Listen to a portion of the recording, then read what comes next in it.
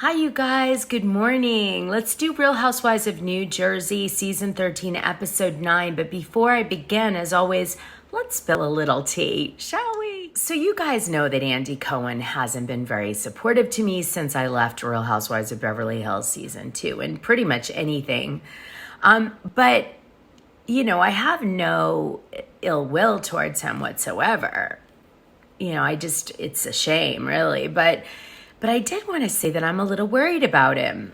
And I wanted to tell you guys this, that when I was watching him on Watch What Happens Live last night, first, he said that he had accidentally left his fly down in front of the audience. And he told us, which was weird because, like, you know, there's only like 12 people in the audience. So, like, why would you say that again on national TV? It's just strange. It's not like, it wasn't even funny the way he said it. Then it was like he was coughing, and I've noticed he's been coughing on the last few Watch What Happens Live. Like maybe he needs some water or something. And then he was tired during the Margaret Joseph Watch What Happens Live. He even said to her, like, I need to go home and go to bed. I'm exhausted or something. It just wasn't like him to admit something like that on his own TV show. You know what I'm saying? And then... And to cut a guest off, even if it is like, a guest he created the stardom for. And then his beard was like grown in and his eyes were red. Now that could be partially due to age, right? Because Andy is getting older. We forget that he's older than me. Anyway, I kind of feel like Andy Cohen feels like a lot of influencers, like he can't take a break and like recover and then come back to work. I feel like he's afraid. He's so grateful for, you know, going from being a blogger and like a regular, you know, television executive to being this, you know, head of Bravo and, you know, his own show and creating this empire that maybe he feels like he can't take a break. But like he can take a break, you know, like he will be embraced no matter what. And I guess I just wanted to do this video to sort of say, Andy, you could take a break if you need a breather, and it's going to be all right. I'm sure the network will let Watch What Happens Live come back if you want to take a short hiatus. I just feel like he needs a vacation. Like, you know what I'm saying? Okay, that's it. Let's move. So on my YouTube channel, I have both Melissa Gorga fans and Teresa Giudice fans. And so today I'm going to drop one piece of gossip on both women so that you guys feel equal. In the Patreon, they know that, you know, it just depends on what information's being spilled about who. I'm totally indifferent.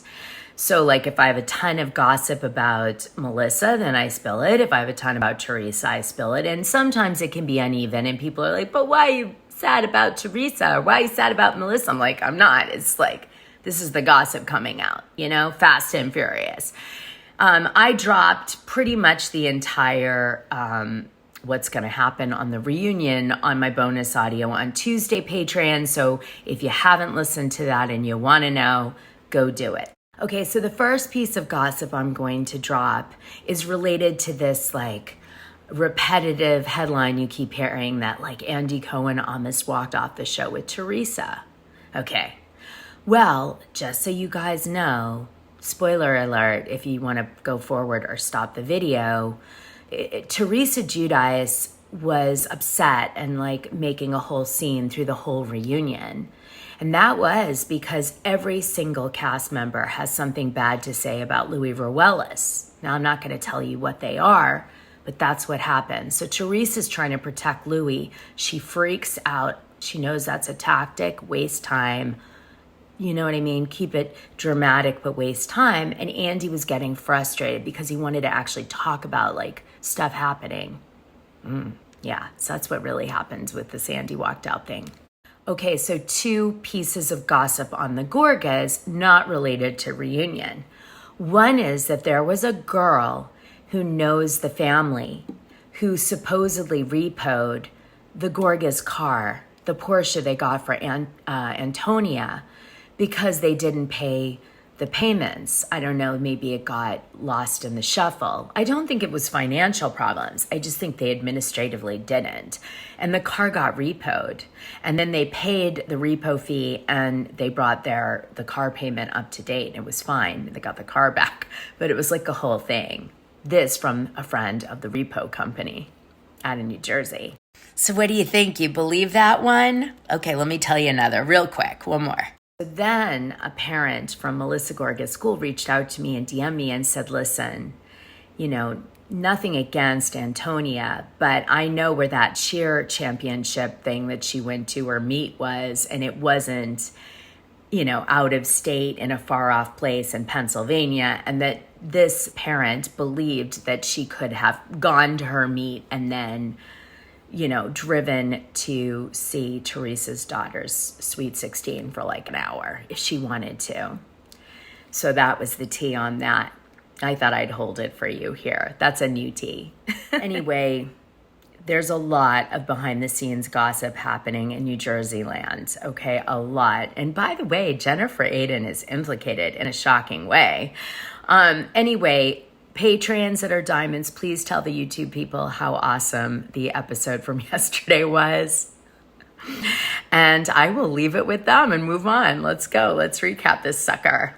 But just expect that Louis Ruelas will be the central theme of the reunion, surprisingly. Yeah, I know. They're going to talk about other BS, but that's a big one. Oh, and there's some secrets. Some people have some arsenal on each other. So the episode opens up and Melissa Gorga is hammered and she gets in the van and she's being really silly and stupid and loud. And she says something very strange, which catches Teresa's ear. And that is, she says, maybe I should drunk text my ex-boyfriend. And that was really bizarre. At least it came across in the edit very bizarre. It also came across that Melissa gets very sexual when she's drunk. Like even with the women in the group, that she'll like come on to them and stuff. So maybe when she gets drunk, she loses her judgment. So this obviously planted a few seeds. First of all, why would Melissa Gorga, after like 20 years, be saying, maybe I should drunk text my ex-boyfriend? We all know she had a really deep relationship with him, and it was like between him and Joe Gorga at one point. I do think she's talking about Bulldog. But the question is, like, why is she saying this? It's just strange, right? It's almost like it's in some sort of like front of her mind, which you wouldn't expect from somebody married as long as she's been. If she got married like 2 years ago, okay, but like it was weird. And obviously to Teresa, this is giving the rumor she heard from Laura Lee Jensen legs, because she's like, wow, come to think of it, when Melissa's really drunk, she loses her judgment and she's talking about like drunk texting her ex. And, is it possible that maybe after this PR thing that she went to, she got really drunk and that's how this like random hookup happened with Beretta? And I think that's what's going on in her head. So then it kind of goes to the next morning. Danielle's headspace is bad, I can tell, behind the scenes. And last week in my recap, I told you that people on the plane noticed there was a blonde very upset going back. So the scenes we're seeing throughout last night's episode where Danielle is speaking to the confessional and to her husband and saying how she feels ganged up on and awful. Like, we're not getting it as a viewer, really, what's happening to Danielle, but obviously shooting the show is really taking its toll emotionally on Danielle, like in real life. And so she's upset. She probably is being like, am I even being casted for this show? Because I don't think she knew that at the time. She thought it was a maybe. I think she didn't know if she was doing a good job or not because she had walked out a few times on the cameras. I think she's feeling ganged up on emotionally, like these women don't want her on the show. I think she felt like Rachel was sort of winning on the show versus her in terms of how she was going to look on the fans. And I think that all this stuff about her brother is really actually every time she kind of has a breakdown on the show about the casting and all this stuff happening with these women and them not accepting her in the group. And like, this is real. I'm telling you, this happens. She starts crying and she has to justify it. And so she justifies it with something that she's done and she knows is like being covered on the show, which is the brother. But I'd say the crying that we see in Ireland, this much of it really has to do with the brother. A lot more, it has to do with what she's really feeling about the casting and the women and them accepting her in the group and all this stuff than anything. Because I'm telling you, it's emotionally mind-effing of all time. And the producers make you feel like SHIT about yourself throughout the process. Teresa suddenly wakes up wanting to be friends with Melissa after a weird night. And she just gives Melissa a compliment. She says, "You're a great sister-in-law to my parents, and you were close and good with them." And Melissa's shocked, like, huh? So Dolores invites Polly's mom to come over. She's a very cute little Irish lady, no nonsense. She said she thought Dolores was a hussy when she first met her because Dolores slept over Paul's house and his mom was there. And she was like trying to leave in the morning and the mom was like, hussy. But she mentions that Polly is rich. She mentions that Polly, his sisters worry about him because they can't take care of him over there. She was really funny. She looked at the man calendar they did for charity with all the house husbands. She doesn't think they're hot, but she keeps staring at it. She asks who is Dolores's ex, and she shows him Frank in the little bunny outfit. And she's like, oh, and we don't really see any other comment beyond that, but it's a funny scene. This, however, gets a lot of people's emotions going because everyone seems to be jealous of Dolores's relationship with Polly's mom. It's reminding Melissa of her bad relationship with Teresa, Teresa of her bad relationship with Melissa, Teresa of her parents who passed away, and, Melissa about probably Teresa's parents who's passed away and feeling bad for Joe Gorga. It reminds Danielle of her destroyed relationship with her brother. Like, it just sets off this family, hallmark moment for everyone. So then they go to a farm in Ireland. And when they get there, they go try to catch a cock. And of course, the word cock, he, makes everyone laugh. At this bachelorette party, I thought there'd be real cock. Like dancing cock. We're not just catching the cock for no reason. It is a sign for good luck. Oh! Yeah. Us Irish, we're all about good luck. The luck of the Irish. Now, Teresa, who are you going to bring in with you? I'll bring Melissa with me. Oh! I want you to catch the cock all by Game yourself. on. I already caught your brother's cock. The cocks are obviously very scared of the women because of the fact that KFC has become a huge sponsor on Bravo. No, I'm kidding. Because the women are trying to catch the cocks and they're like, get away from me, crazy ladies. Anyway, some of the women are good at catching the cocks and others aren't. Rachel is terrible at it. Notes for her husband, needs to show her how to catch the cock better. And of course, Margaret is very good at catching the cock. Big surprise there. And Jennifer Aiden catches the cock. And I think Teresa catches the cock. Melissa, did she catch it? No, I don't think she caught the cock. Anyway, that was it. Okay, enough of the cock. So then he takes them to some sort of mud pit, which basically has a bunch of cow manure and sheep manure in it, and asks the women to jump into the mud like a spa treatment. And so this becomes like a funny scene, although, I don't know, I would have been like, no thanks, I'm not going in the poopy spa mud. Then there's this emotional moment where the women go in this giant room and paint with basic paints on a wall. And the wall is like a weird texture, so the painting can't be very good, just saying. And so they do like stick figure drawings of different moments in Teresa's life to try to create, like the producers are trying to create an emotional moment. Teresa breaks down crying and says, please don't put jail in my life. She thinks like the women are going to be shady and do it, right? And so she's anticipating the shade and she's like, I can't like handle that today. And she starts to cry. And she's just like mitigating that she doesn't want to have that come up. She said like she missed too many moments in her kids' lives and she tries to pretend like it didn't happen. But unfortunately it did. Melissa paints a childhood memory of Teresa's, which is Teresa, her brother, and parents coming over as immigrants to America or something. So this is a painting of me. What do you guys think? All right. So then what happens is the women do a lot of where Louis Ruelas meets Teresa Giudice, and the table flipping scene, as it was very iconic on the show, kind of shows Jen Aiden as a fangirl, but whatever. And that's what happened. It looks like from this very emotional scene that Melissa and Teresa are sort of reconnecting, but then all of a sudden, Teresa drags Melissa really hard and is like, I have no family.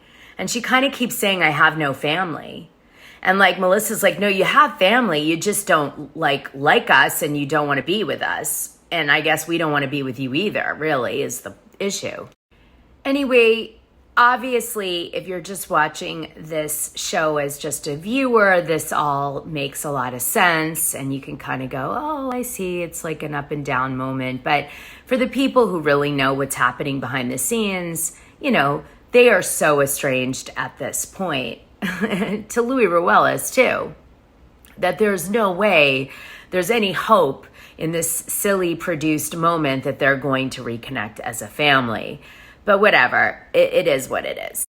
Towards the end of the video, I have gossip on this, so hang in there. Okay, so Frank goes on this show promoting his CBD company, which is really a store, by the way, in New Jersey, and I'm going to get into that in a minute. Frank Catania is a consultant for a company that does cannabis, and he was, I think, taking a percentage in return for product placement on the show. So Frank is promoting this company on the show, and all the guys are around him, I guess, partaking in different CBD pot products. Now, I have mixed emotions about this scene. It was disappointing seeing Frank, who's supposed to be a health enthusiast, smoking pot. There is a medical need for pot in the world for people who are suffering in chemotherapy and pain. But let's face it, pot isn't great for your lungs and it does damage your brain, especially in young people who, by the way, watch Real Housewives of New Jersey.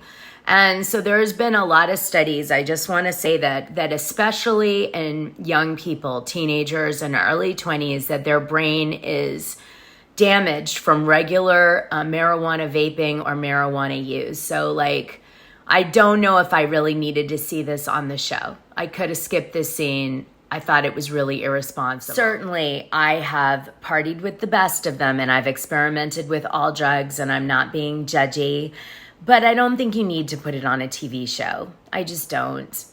I think you could skip that, really. Yeah. Now, let me read you this. Plans for cannabis retail store gets approved by Board of Adjustment.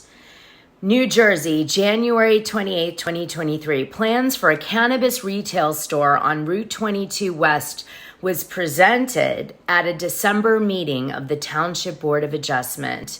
The Bud Shop LLC is to be located at 1565 Route 22 and will moving into a strip mall. It says Frank Catania, the lead consultant for the applicant, said the facility will sell bud, gummies, vape, and topicals.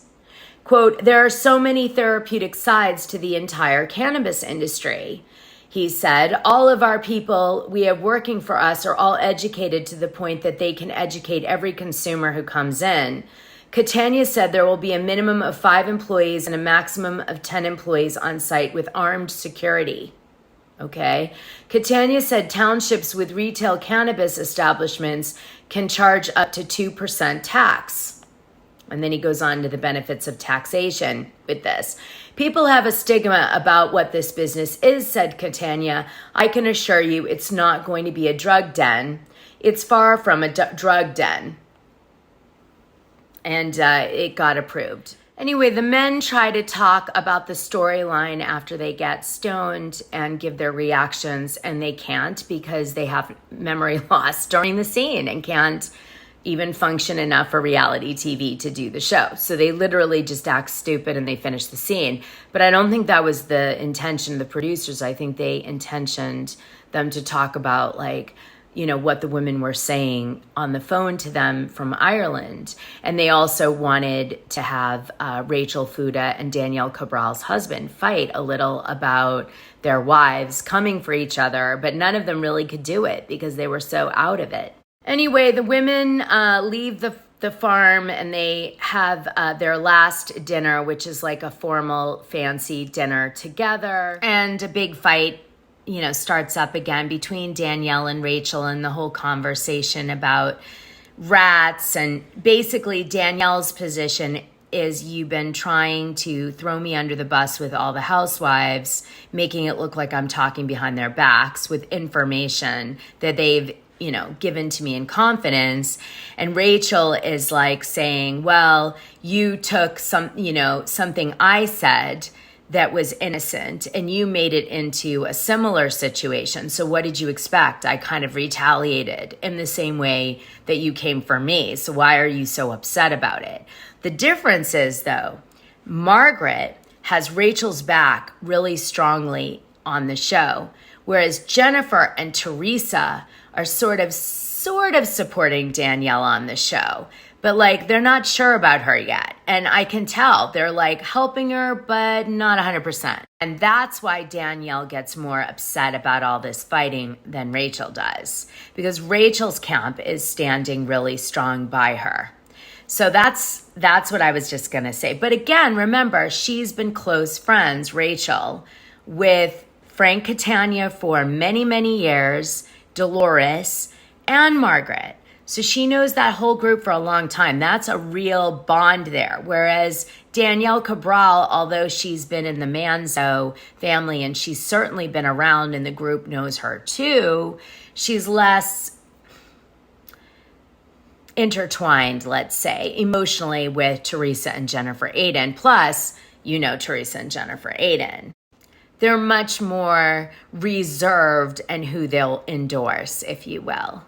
So the women did an after show about the painting scene, and in it, you know, it was interesting because Teresa saw it as very touching, and so did Margaret, and I think Dolores and Jennifer, but Jackie didn't seem impacted by it at all. She was like, what's coming for food? I'm hungry. And then Melissa and Rachel felt like it was like a funeral. Listen to this. I was wondering what was for dinner. I feel like the energy, first of all, was like really heavy because it felt very dark. And it felt very like funeral-like in a way. It did. Started with Sally Gonzalina, because that was where your parents were from. Jesus Christ. And I'm just showing your family coming from Italy. That's Melissa.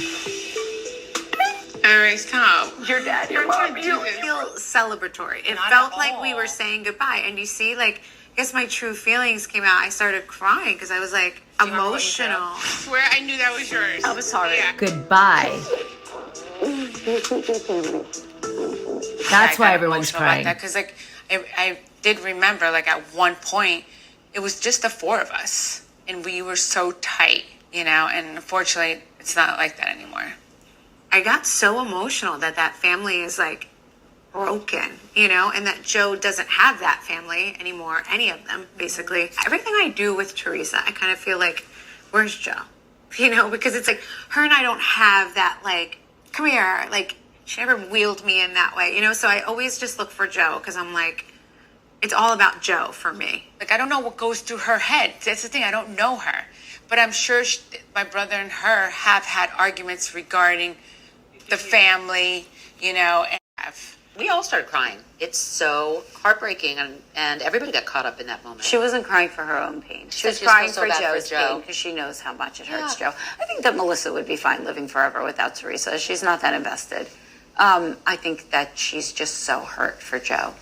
I think That's all they they'd had. be fine living without each other. I mean, they're not Melissa and obviously- Teresa, yes, but At I this think point, that there's no Melissa's love heart lost breaks there. for Joe. But I knew also in that moment, as much as Melissa was crying and hugging Teresa, that in her head was like, I have to go home and tell my daughter that her aunt said something about her on the show.